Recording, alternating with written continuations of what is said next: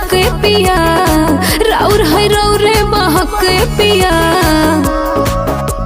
हक पिया।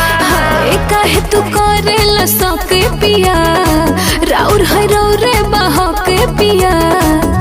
कहता निखा के क्रिया माथे हाथे धर के, कहता निखा के क्रिया माथे हाथे धर के। पेटवा में चला टहलाई काबा, ससुर के हकी नारी हार के। पेटवा में चला टहलाई काबा, ससुर के हकी नारी हार के।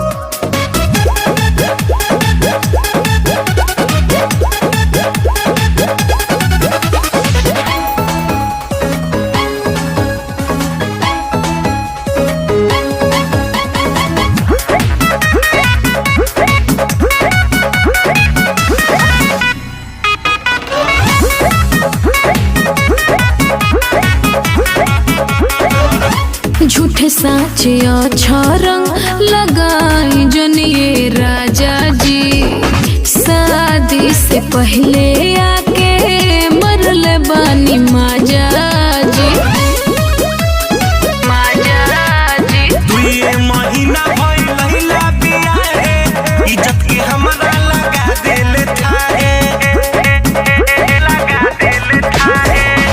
याद कर रिश्ता रखले रहा तू लभर के, याद कर रिश्ता रखले रहा तू लभर के।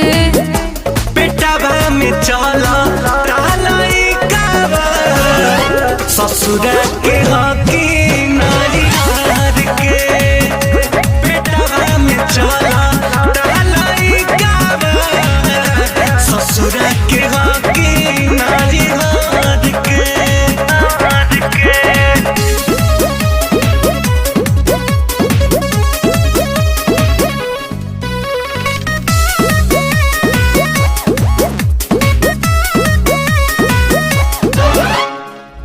धैले बानी दिन हम अंगूरी पर जोड़ के, पहला बेर मिले आइला 3 बजे भोर के,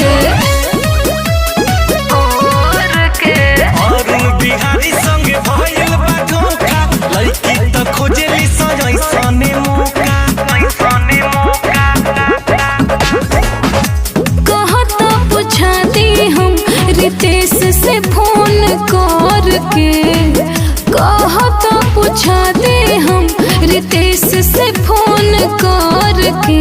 अरे पेटवा में चलता लइका बा, ससुर के हकी नारी हार के।